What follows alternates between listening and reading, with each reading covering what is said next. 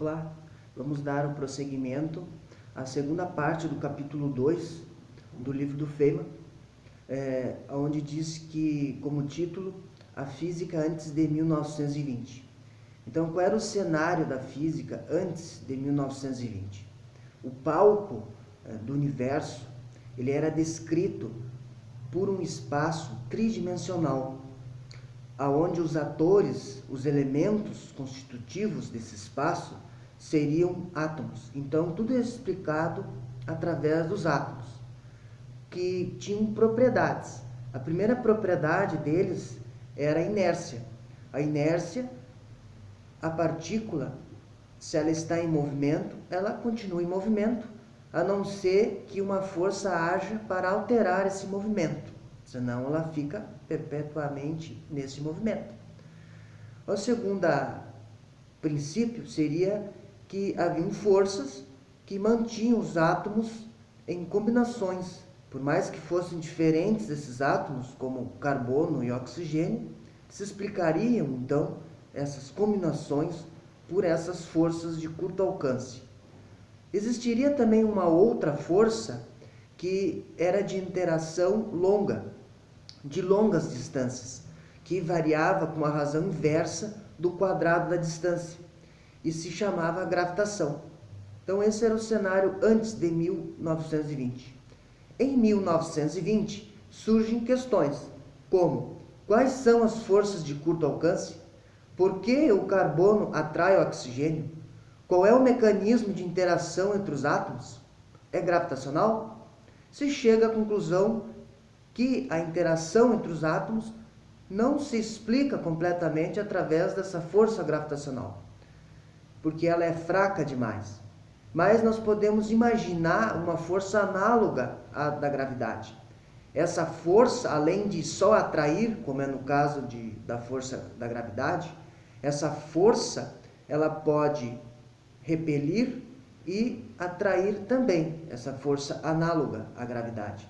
Atrair essas coisas ou repelir as coisas. Essas coisas são as cargas. A gente poderia perceber isso chegando muito perto. Somente assim poderíamos observar. A base dessa interação entre os átomos é a elétrica. Então, há o próton como um próton, com carga positiva, se repelem. Se nós aproximarmos um elétron de um próton, positivo por negativo, convencionalmente, nós temos a atração entre eles. Então, todas as coisas, inclusive nós, somos constituídos de partes positivas e negativas em uma interação equilibrada. Mas nós não conseguimos ver essas interações. Então, ele traz alguns exemplos. O primeiro é de 2 grãos de areia separados a 30 metros de distância um do outro. Como há pouquíssimo excesso ou déficit de cargas, os efeitos elétricos não são apreciáveis e não fazem diferença no peso do objeto.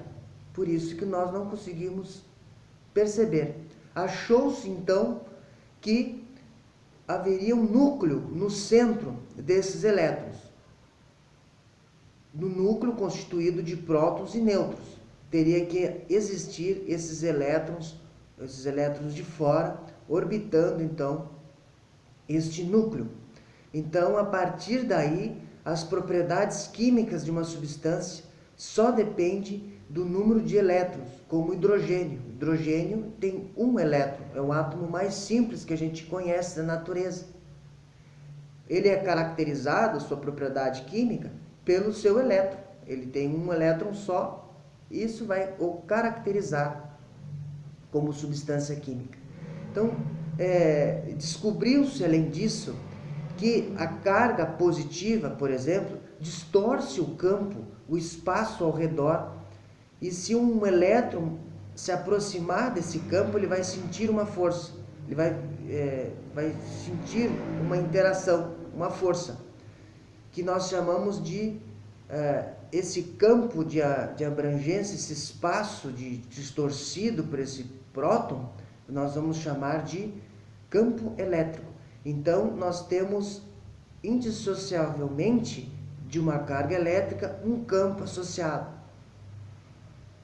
Um outro exemplo que ele traz é o da piscina, com uma rolha em seu interior. Então, se nós quisermos interagir com essa rolha, eu posso pegar outra rolha e jogar. E se eu jogando essa rolha, ela vai entrar em contato com essa outra rolha. Então, nós temos uma interação direta aí. Mas nós podemos ter uma outra interação, uma interação indireta. Nós podemos, se nós agitarmos a água, nós vamos criar uma onda.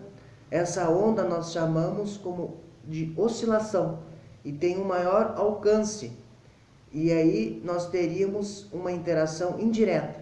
No caso das ondas, nós temos as ondas de TV, ondas de rádio, nós temos muitos tipos de ondas que vão se diferenciar por sua frequência. Então, no caso da eletricidade, no caso da carga elétrica, o campo é o campo eletromagnético.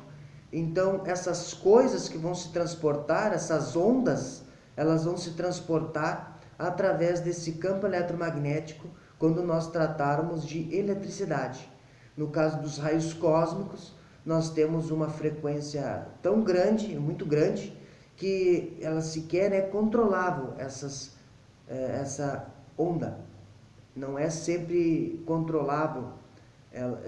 Existe uma maneira de se trabalhar quando nós trabalhamos com a eletricidade.